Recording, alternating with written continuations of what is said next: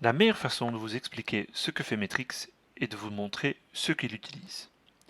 Matrix peut signifier différentes choses pour différentes personnes dans une entreprise.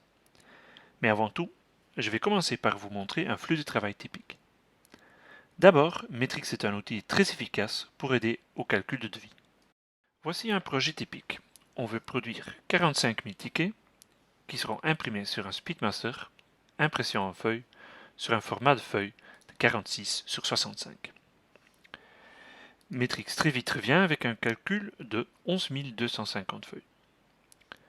L'opérateur maintenant regarde le contenu du produit lui-même et constate qu'il n'y a aucune information sur la partie en basse de la page. Il se demande donc s'il peut obtenir un meilleur résultat et il change les dimensions. Matrix immédiatement recalcule et nous informe que le nombre de feuilles peut être rapporté à 9000. Ceci fait une grande différence sur le devis et permet de réussir une cotation très serrée. Voici un projet un peu plus complexe. Je vais faire un devis pour 11 000 cartes et 6 000 brochures. Je veux trouver la meilleure méthode de production. J'utilise alors un mécanisme un peu différent qui donne à Matrix plusieurs options pour élaborer ce projet. J'offre à Matrix plusieurs presses qui sont disponibles maintenant ou plus tard. Je donne à Matrix plusieurs formats de feuilles. Je peux sélectionner des formats individuels ou je peux sélectionner tous les formats et commander le papier pour ce projet plus tard. De nouveau, Matrix calcule très vite et revient avec le meilleur résultat basé sur les coûts. Matrix me donne aussi d'autres choix. Je peux parcourir ces scénarios et en choisir un, mais je cherche le moins cher et je choisis ce que je crois, et Matrix me le confirme, est le moins cher. En utilisant Matrix en combinaison avec mon outil de devis, j'ai maintenant une très bonne idée de comment deviser le projet. Je le sauvegarde alors dans la base de données et je le marque en tant qu'estimation pour que le fabricant puisse le récupérer plus tard. Regardons son rôle ensuite. Un jour après, l'estimation est devenue une commande. L'opérateur cherche donc dans la base de données une estimation. Il ouvre le projet et en regardant la commande, voit que le client a changé la quantité requise et en veut maintenant 13 000. On constate aussi que le papier original n'est plus disponible et on le modifie également. Des changements substantiels, mais néanmoins, Matrix recalcule et revient très vite avec le meilleur scénario possible, instantanément et fiable. Puisqu'à ce moment-là, le projet est bien pour la production, l'opérateur ajoute des infos comme les dimensions. Il en ajoute autant qu'il veut, et il peut aussi les repositionner. Maintenant, il peut aussi ajouter des repères. Ceux-ci sont récupérés de la base de données, et pour assurer qu'il fait le bon choix, ils sont filtrés selon la presse et méthode d'impression active, et aussi selon les couleurs du projet. Ensuite, il crée un aperçu du projet. Cette information est ajoutée au dossier et devient extrêmement important pour tous ceux qui traitent le projet après. On peut inspecter tous les détails du projet, les quantités, les surplus, l'info de la presse, etc. Ça donne des diagrammes fantastiques. Plus de diagrammes faits à la main. Le projet est marqué comme en production et sauvegardé dans la base de données. Un travail parfois long et fastidieux, inconsistant, ne prend plus que quelques moments dans Matrix et sera toujours fiable. Dans ce stade, le pré-press n'aura plus grand-chose à faire. Ils peuvent ouvrir un projet de la base de données et le modifier. Espérons des petites modifications, comme par exemple enlever une barre de couleur et la remplacer par une autre.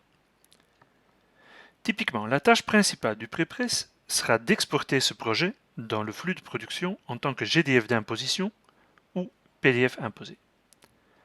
En même temps, on peut créer les données GDF CIP3 pour l'équipement de finition, massicot, plieuse et relieuse.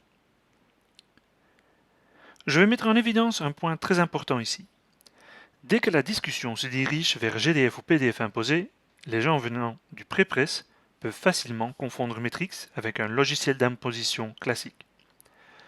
Même si Matrix peut remplacer, et en effet remplace ce type de logiciel, c'est définitivement beaucoup plus. Je vous le montre. Regardons ce projet assez complexe, avec différentes quantités, différents formats. Il me faut un plan de production, pas seulement une imposition. Il me faut quelqu'un pour réfléchir sur ce projet. Matrix fait un premier essai et nous trouve une solution. Je considère les coûts associés à ce projet. J'essaie d'autres options en changeant le format de feuille. Je demande Matrix à nouveau et j'obtiens un tout nouveau gabarit, presque instantanément.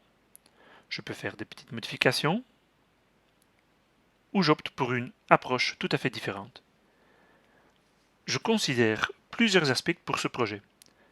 Que sera le résultat si j'ai plusieurs presses et peut-être plusieurs formats de feuilles? Je demande à Matrix de vraiment réfléchir sur plusieurs solutions. Matrix me montre très vite un coût de production basé sur ces infos. Je choisis le plus approprié et je suis prêt. Comment est-ce que Matrix peut réaliser ceci et pourquoi est-ce si différent comparé à ce qu'on retrouve dans un logiciel d'imposition standard? La base de données de Matrix a une place très importante. Voyons. Dans la base de données, on retrouve les moyens de production. Vous configurez vos presses. Les propriétés de vos machines sont là, les limitations, les exigences et surtout les coûts associés à ces machines. Le taux horaire de la presse, vitesse d'impression, calage par couleur, coût des plaques, ces informations, ensemble avec le coût du matériel, nous permettent d'établir le coût de chaque gabarit. La puissance derrière Matrix est cette combinaison d'algorithmes qui optimisent les gabarits et les vrais coûts de production. Pas seulement la capacité de mettre des éléments sur une feuille. Regardons maintenant comment Matrix planifie des travaux plutôt standardisés, en contraste avec les projets qu'on avait jusqu'à présent et qui exigeaient des algorithmes créatifs. D'autres solutions traitent ce type de travaux avec des templates. Matrix, lui, se sert de gabarits standards. Il y a une grande différence, vous verrez. Ce projet ici, si j'utilise les algorithmes pour remplir la feuille, Matrix nous trouve une solution, mais nous laisse le choix. Par contre, je peux demander Matrix de me trouver un gabarit standard dans la base de données et le récupère. Ce qui est important ici, c'est de comprendre qu'il ne s'agit pas de faire le bon choix. Matrix trouve un gabarit standard unique et disponible ou rien du tout. Pas d'alternative. Regardons le 16 pages. De nouveau, Matrix trouve un gabarit standard et l'applique. Un autre exemple. Un produit A4 sur un format de feuille standardisé de 65 sur 92. On demande un gabarit standard et Matrix le trouve. Si un paramètre change, prenons le format de la feuille, plus petit, on lance la recherche et Matrix trouve un gabarit standard.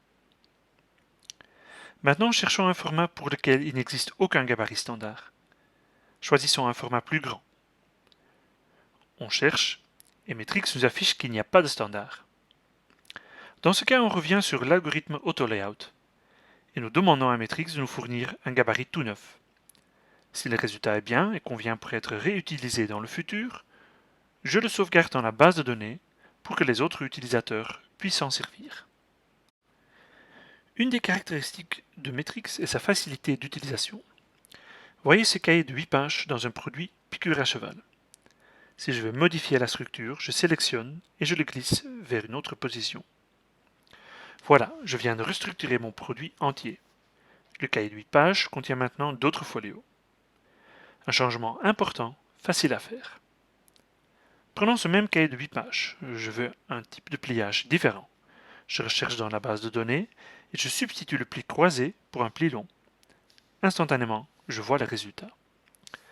Maintenant, nous avons un cahier plié asymétriquement. Bien sûr, je viens de changer l'imposition. Donc pour modifier l'imposition, je clique, j'en fais une impression en retiration douce. Je demande à Matrix de me trouver un gabarit standard. Il y en a un et le livre a été restructuré. Des changements fondamentaux, une exécution simple. Voyons maintenant comment appliquer la chasse pour ce produit. J'ai un cahier particulier ici, mais Matrix sait comment traiter cela. Au niveau du projet, j'active le calcul automatique pour la chasse, et Matrix sait comment et applique pour chaque page une valeur correcte. S'il y a des pages pour lesquelles la chasse n'est pas nécessaire, comme celle-ci, Matrix la désactive automatiquement. Si je change la structure du livre, Matrix sait comment le traiter et change les pages. L'opérateur décrit simplement comment il veut fabriquer le produit et Matrix prend en charge les détails comme la chasse, les repères, etc. Enfin, je vous laisse avec quelques pensées d'utilisateurs actuels de Matrix.